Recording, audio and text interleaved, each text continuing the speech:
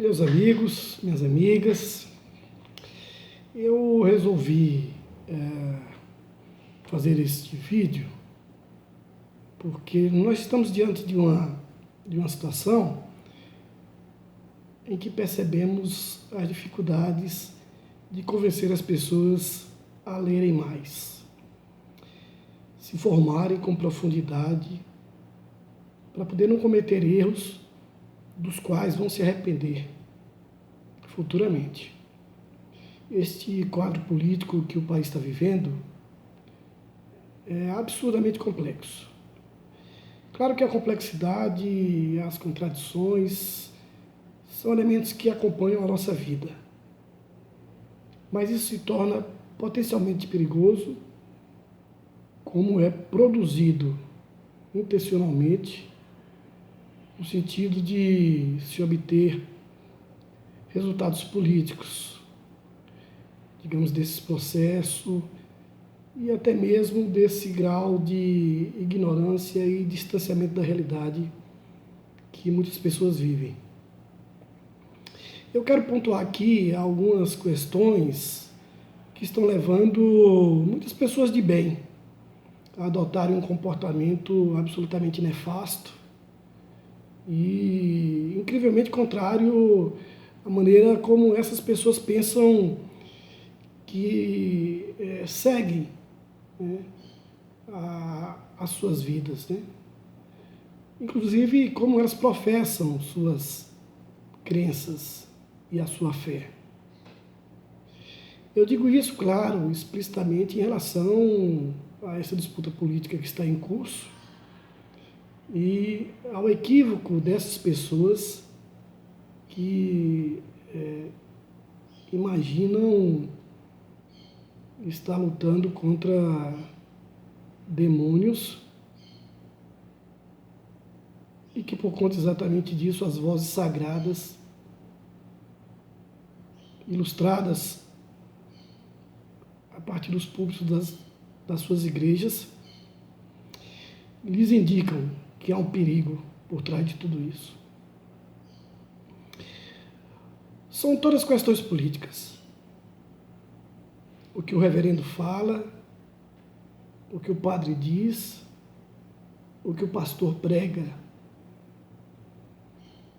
Não há nada por trás dessas pregações que não haja objetivamente elementos ideológicos. São filosofias de vida, são crenças oriundas exatamente da maneira de se ver o mundo, inspiradas essas crenças em personalidades que as construíram no passado. Quase sempre, a maior parte dessas crenças, elas surgiram com objetivos positivos de apontar um rumo para as pessoas de forma que elas pudessem superar suas condições de desigualdades sociais, a opressão em que elas viviam e vivem e a exploração a que eram e são submetidas. Ao longo do tempo, essas estruturas elas foram sendo cada vez mais cooptadas por aqueles que controlam o poder, e quando eu falo de poder, eu me refiro aqui ao poder econômico, e a forma como a sociedade foi sendo constituída, ela não podia prescindir de elementos como esses, que a partir dessas ideologias, dessas pregações, pudessem fazer com que as pessoas se tornassem cada vez mais alienadas, distanciadas da realidade em que vive e afeitas a verdades absolutas e frases repetidas de livros escritos há mais de 2000 anos atrás. Ou a palavras ditas há mais de 2000 anos atrás, mas cujas escritas se deram no começo da Idade Média, dentro dos mosteiros, já no momento em que a igreja estava absolutamente submetida ao controle dos imperadores. O que nós estamos vivendo nesse momento não se trata propriamente de luta do bem e do mal, como nesse maniqueísmo que foi construído ao longo do tempo, ao longo dos anos e dos séculos, e nem de divindades contra demônios. Nós passamos por um processo político onde o que está em jogo é o poder de uma estrutura de Estado enorme e que por essa estrutura de Estado disputam, brigam aqueles que detêm uma parcela significativa da riqueza do nosso país e que usa da boa-fé da imensa maioria de um povo pobre, de uma classe média baixa, de milhões de desempregados que vivem no desespero por conta exatamente de uma estrutura que é uma estrutura capitalista que as explora, e de uma crise que não está afeita somente ao Brasil, mas que ela decorre exatamente das condições de um sistema cujas contradições atingiram um limite perigoso. A realidade que nós vemos hoje no Brasil e no mundo é de uma desigualdade gritante, é de um crescimento absurdo da riqueza controlada por um percentual cada vez menor de pessoas. Do outro lado, um número muito grande de pessoas que se amontoam, principalmente nas periferias das grandes cidades, vivem em condições críticas, sem recurso que eles possam garantir o mínimo de dignidade.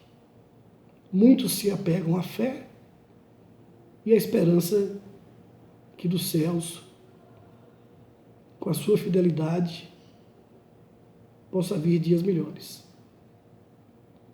Os que controlam a riqueza só exploram essas crenças e essa fé. Eles sabem como acumular esse dinheiro, como acumular essa riqueza, a partir exatamente da exploração dos mais pobres e da utilização da estrutura do Estado, como sempre fizeram e como sempre faz. Não há milionários, não há donos de grandes empresas, não há proprietário de grandes corporações que não usufrua das benesses do Estado, que não precise de isenção para que os seus negócios possam crescer, que não utilize de empréstimos a juros baixos desses grandes bancos estatais, do BNDES. E eles se organizam nesses processos eleitorais e conseguem se eleger. São grandes milionários, construíram fortunas enormes às custas desses processos explorativos. Mas se candidatam, se elegem e vão para o parlamento para defender os seus interesses, não os interesses do povo, não os interesses da nação, mas daquilo que eles acumularam enquanto riqueza, do saque que fizeram das nossas riquezas, das riquezas do nosso país e da nação. Não se deixe enganar. A situação que nós estamos vivendo, ela é causada por um processo crescente de exploração. A miséria, ela é consequência exatamente das contradições desse sistema que nós vivemos. Existem aqueles que desejam construir políticas que resolvam essas questões sociais, e existem aqueles outros, em menor quantidade, que acumulam essas riquezas, que desejam assumir o poder para ampliar, com base na ganância e na usura que move o sistema capitalista, toda essa riqueza que eles já possuem. No mais, os discursos que são construídos As notícias que são fabricadas, que hoje se chamam de fake news, mas que sempre existiram nesses processos de manipulação midiática, de inverdades que são apresentadas como se fossem fatos verdadeiros, e que nesse momento de disputa política se espalha celeremente, porque eles têm os mecanismos para atingir milhões de pessoas em curto espaço de tempo. Os desmentidos demoram um tempo muito maior. Portanto, não se deixe enganar. Não vá na ilusão e que aquele que esbraveja ódio, que prega intolerância, que propõe armar as pessoas para que elas se matem, que não deseja resolver problema social, que não quer acabar com a pobreza, mas que deseja eliminar os pobres. Não caia nesse discurso fascista daqueles que pregam a intolerância e o ódio. Certamente, se você é cristão, deve saber que há mais de 2000 anos atrás, quem levantou esse discurso de defesa das comunidades pobres que viviam nas pequenas vilas no entorno das grandes cidades e que se contrapôs ao poder do Império Romano naquela época, que pregava uma comunhão, que pregava a força da comunidade e a defesa dos mais pobres, sucumbiu, crucificado pelo poder do Estado, dos ricos, lamentavelmente, com aval de uma multidão cega e alienada. Creio que essa história e tantas outras deveriam aprender, fazer com que nós aprendamos sobre de qual lado nós devemos nos postar nessa história e nesse processo político. São essas questões que eu tento colocar numa gravação que eu imaginei ser curta, mas que já passou de 10 minutos. Mas nós temos muitos assuntos para tratar. O Brasil vive uma situação absolutamente perigosa. Já tivemos situações parecidas na história. E o resultado não foi bom. Não foi bom para as nações, não foi bom para o povo, principalmente para as camadas mais pobres. Porque são essas camadas as que mais sofrem quando ascendem governos intolerantes, perversos, ditatoriais.